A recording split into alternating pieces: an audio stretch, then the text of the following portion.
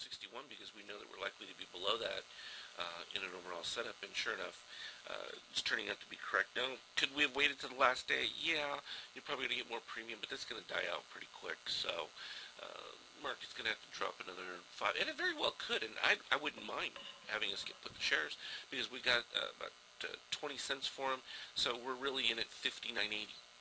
And then some people say, well, if I don't have trade options, whatever, well, I'm like, don't buy until we get to 59.80. It's just that simple. So it's always good to have that pointed out. I'm glad you asked about that.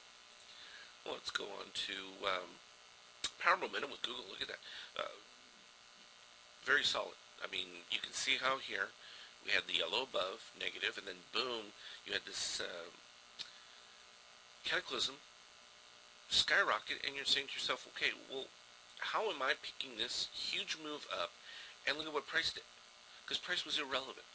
And so a move like this becomes very significant to me when I see this massive change in momentum direction, and yet the market's down. Okay? And so everyone's thinking, yeah, well, we're about to collapse. I've already got my orange dot. I know these guys were buying into this little bit of a dip. And was I shocked at the explosion? No, not at all. It was right in line with what our expectation was. And not only that, you had already gone from your rise in the shakeout just back to the neutral. Now, this is the opposite of what we're seeing like on Apple, where Apple came up, couldn't get to the positive side of the shakeout, and then rolled over to the opposite direction. And this becomes usually your pivot point. You know, everyone's got these little pivot points with price or whatever. These guys don't really operate off of what you consider your normal support and resistance pivot points, that kind of thing. They pick their own spot that they want to enter, and then everything is based off of that. You know, it's coincidence that this happens to be the lows, and so you'll see that and say, oh yeah, well, they're retesting a low. Well, oftentimes they'll come to this point, they'll move up, and they'll make a new low on a higher extreme, and I'm be like, okay, that's the point to be buying. And some people will be, oh no, we're going to break down further, and it just becomes their way of utilizing standard indicators to kind of, I don't want to say trick, but in a sense that's what it is, but that's their job.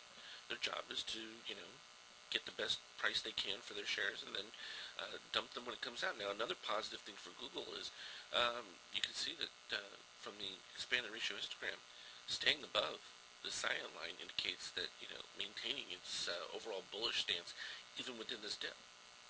So while you see it down 9, not horrible. We're on the downside of this roll. We may see a little bit more, but overall it's still generally bullish from a daily standpoint for Google. So that's a runaway. Went the wrong way with that one. We got some more here. We got Amazon now. Now, Amazon was an interesting case because we also talked about Amazon from an intraday standpoint where not only did we have the daily short signal, but we also had some 78-minute action that was positive. And that positive 78-minute action for Amazon, where some people were calling for a big decline in it, I'm like, you got to be a little bit more careful with your timing. Because within that timing, and why don't we take a look at what that 78-minute chart is. Let's see, Amazon, see, I'll just slide this over here. We just go Amazon 78-minute, we just click it like that, and it will start to change. Oh, that's the wrong chart. I gotta find out what I did with my intraday chart here real quick. Did I leave it right underneath? I think I did. Let me get rid of these. Let's see, there it is, right there. There's the Amazon 70. Oh, but that one, I can put that one back up quickly. Okay, so this is my PCL, and this is my automated system. And, I hadn't thought about showing it, but why not? You'll see me every once in a while put these charts up, and what this system basically does is it trades every bar that it can within set guidelines, and red trend, so the color of the candle is red, and it's not going to correspond to any way that you normally do your candlesticks, but it's an actual program that colors them for me. If the trend is red, it shorts, and if it's green, it buys. Okay, it's fairly straightforward. It then takes a percentage of the typical ATR, which is the average true range of a stock's movement over a set period, and it's an algorithm that's even a little bit more detailed than just the general one I give for the dots, because I wanted to make the dots as easy as possible, and it just does this every day, all day, over and over, and what I like about it is you can then use it as an arbitrage where, okay, if I know that my PCLN automated system is shorting, then I want to be looking for actually buying shares to the long side, particularly on in-between signals, as an arbitrage. And it becomes effective that way. I'm going to cough real quick. Let me mute this. All right. You know what? We can look at the performance report. Why not? So TradeStation, you can just go to your view because it's an automated program. Here's what it's been doing. And this one should just be for this year, I believe. Yeah, we can see because we can scroll down to the time in the market. Oh, this is a full 4-year, 10 months, 14 days. So there you have it. That's pretty detailed. You know, from an intraday standpoint, you're never going to get a huge win rate. You know, for our MBI Opus, we're in the 80%, but 69% from an intraday standpoint, 68 on the short side. 1.95 profit factor. What that basically means is that it makes $1.95 for every dollar that's lost. So that's making money. Anything over 1 makes money, and a little bit less profit on the short side of it. And for a performance graph, that's what that looks like. We can do periodic returns by the month. Yeah, it's fairly straightforward, but nice. I think we also have that one. I think I've shown this one too. This is Apple's same version. Let's see if the percentages are about the same because the general concept within the actual program is very similar. Okay, so a little bit better on Apple. So about 6% from a win rate standpoint. But look at the short side. For Apple has not been nearly as good. And, well, we can understand why. And it's not because that Apple's had a huge run to the upside. It has, but this would only trade to the short side when it's red. Now, it's had actually 2-to-1 short trades over long trades. So that's interesting. We can look at the performance graph on a little bit more jagged than PCLNs. And that's just reflective of you know, some of the more sporadic moves that it makes. And so when you're trading a system like this, you have to be, what's the best way to describe it? Not really watching it as much because it will drive you crazy, watching the up and down moves. Though, I will say that that's fairly even equity curve compared to some systems where, you know, you get these huge drawdowns or, you know, violent kind of overall returns. But you can see it's still been short overall, and so even within some of the buy setups that we do, this particular system, when it's red, I'm looking to be going long from a day trading standpoint, and when it's green, I look to be shorting up moves, just as a counterbalance. So just like to throw that one out there. It's always good to have different concepts so you can kind of see that it's a broader picture, not just static. If you're just trading one direction, one stock, I think you might have a little bit more difficulty. You know, some people say, oh yeah, focus on one and learn it. Well, you know, and then they go into, well, get a basket. Well, sure, you can do that too, but a basket of ugliness is still a basket of ugliness. I don't know that it's going to help you any. I think that time actually becomes a better modifier than most people realize. Utilizing various time fractions can actually accomplish the same diversity that some people look for when it comes to stocks and that. So it's just a different approach. Alright, well, let's look at Amazon here. We were talking about this. Okay, so from the red fractal, the target down, I don't know if you can read that on there, 254.08 is the downside target for the red dot. For the gray dot, it was just the short. Now, once that is done, oftentimes, if I didn't have the red dot and corresponding to it, I would put a stop and take a little bit of a profit once it dipped below. So it would have been stopped out from a gray dot standpoint. Now, we were looking at it from the 78-minute standpoint. Let me just slide that one over here because this was interesting. We had this dichotomy develop, and I went over this in detail to try and explain to people, you know, they're getting the dot fractals that are short in green trend, and then all of a sudden, you know, price continued to move up a little bit, but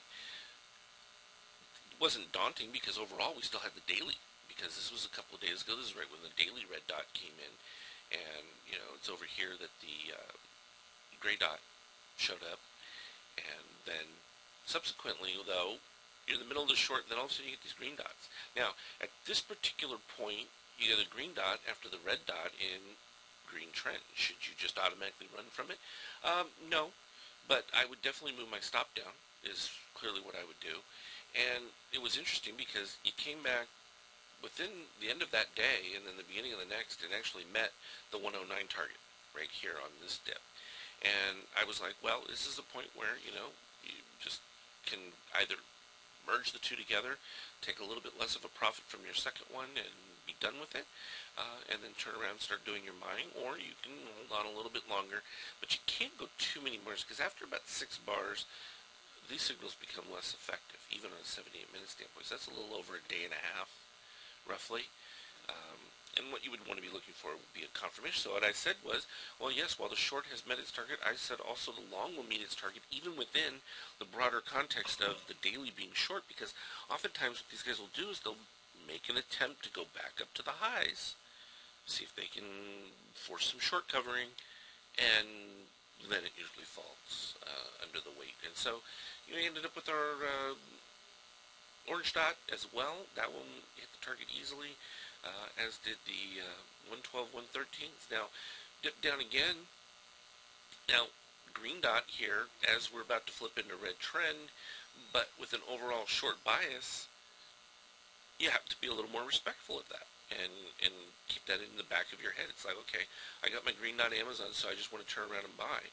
Well, no, what I would typically do is I'll start with the open of that bar and see if price can come back up to it, and then begin to trail it. And this is then where I'll start to move down to the 30-minute, 15-minute, and see where I've got in between there.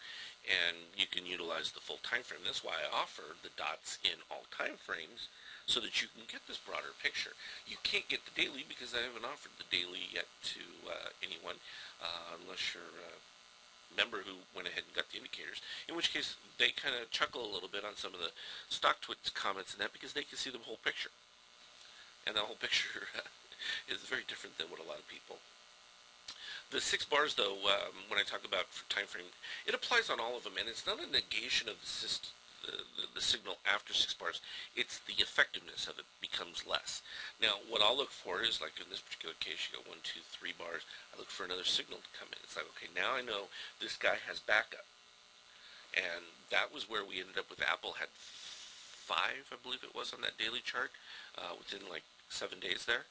So I knew that there was a significant number of people who had an interest in propping price back up after a little bit of a press, and in fact that's exactly what they did. And that's why I was so clear to point out that options were a great play for last Friday going into the beginning of the week. And some people were like, well, how, it's crazy to even think about wanting to be long over the weekend with the fiscal cliff, blah blah blah blah. Well, these guys had already come in and made their setup. So if they hadn't made the setup, fine, I would agree with you. But the setup was clear. If they were disappointed, not only were we going to drop, but we were going to drop an exponential amount of money, because when they're wrong, it goes south really big. I think we can show that, like right here. Okay, so we had the red dot short last time on Amazon. These guys jumped in a little early, back up with the additional fractals. These guys got their fill, but my poor green buyers didn't. And when they didn't get their action, boy, they turn around and they go the opposite direction. And so you can expect a little bit heavier decline, because they'll get their profit going the opposite way. And so that's why I say, don't worry, if you don't make your target, you're just going to have to flip to go the other direction, because they're going to drive it further down, not only from the fact that they've then had to sell, but they also add in from a short standpoint with regard to that. So do I expect to get to the full target for Amazon on that 254? Absolutely. But then do I want to take a look and see what's going on with my shakeout in that? I absolutely do. And let's take a look at that, why it's a little bit more comforting when I look at this. So let's go ahead and put a trend line on here. Go to my drawing. So in this high, boom. So some people will look at these kinds of setups as divergences for their MACD, whatever. kind of setup, but in this particular case, we made the high mark right there. Price has clearly gone higher, lower shakeout, which means you have fewer buyers into this overall setup. And finally, on our up-down power, we can see just barely the yellow is above. What is that reading? 17.39 versus 17.773. These two right here.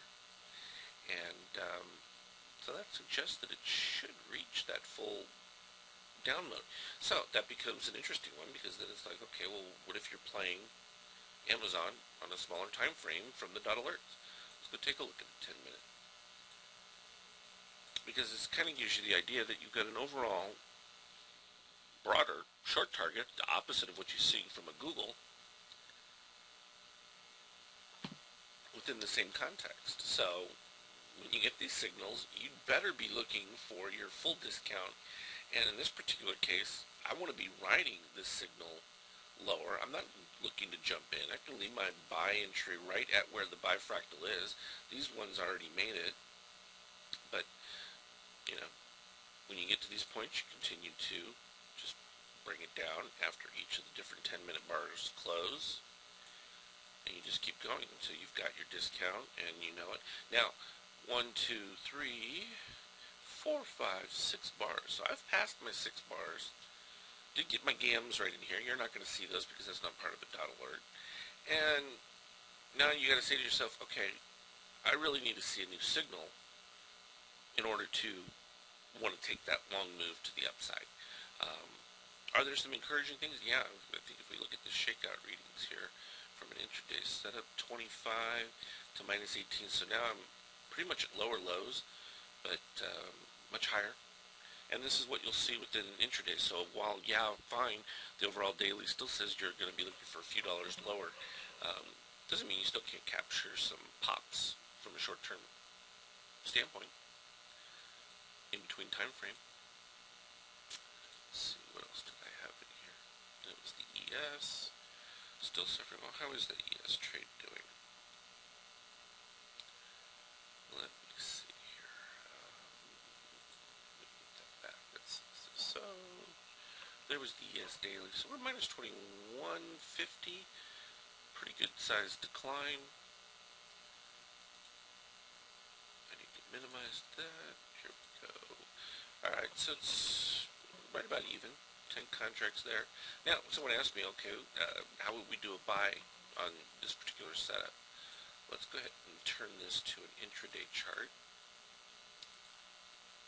We'll go to a 10-minute. How's that? Could take a couple of moments for that to pop up. So, Apple, okay, just opened up a new bar. So that one closed out and it shorted a new bar right there. And PCLN do the same thing. We'll have to pop it up. It's a lot of math to process right here, so it takes a little bit of time to get it going. Then we'll take a break on this one. I'll save it, have it in the video log, and then a little bit later we'll do the next series of dailies going down the list on our, because we got eBay to do, Facebook, all of those, and we'll definitely get them all in there.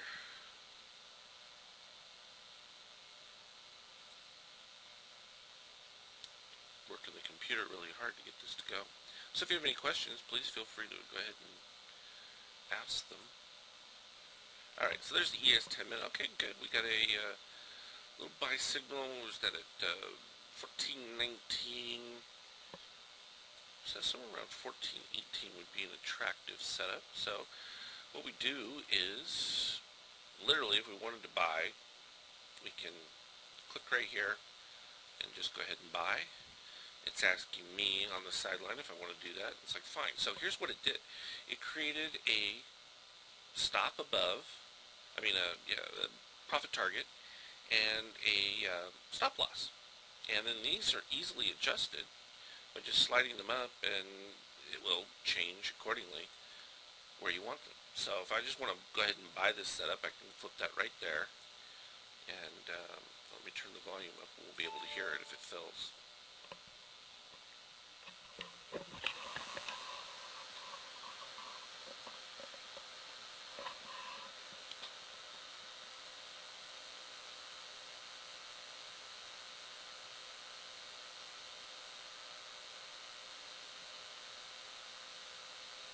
order filled. Just like that.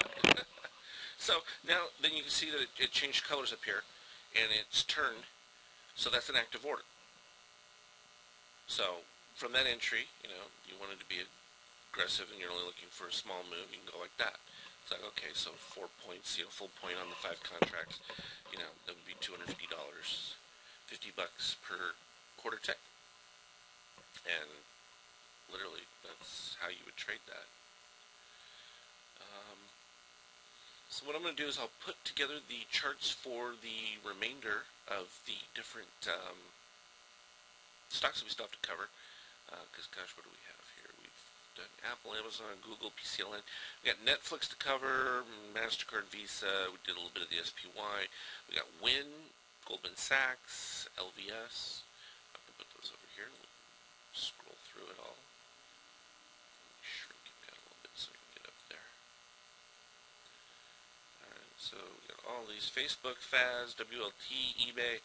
I can even throw in a couple of bonus ones in the form of CLF, and I think I even had CMG at the very bottom there. So we'll do those in just a couple of moments. Take me just a couple of minutes. I like to have 4 or 5 of those pre-done. But there you have it. And you can look and see if the ES hits to 1420, you'll know that little trade that we did worked out fine. One of those things. So I'll be back in just a little while. I'll save this one and be able to view it down the road. Take care.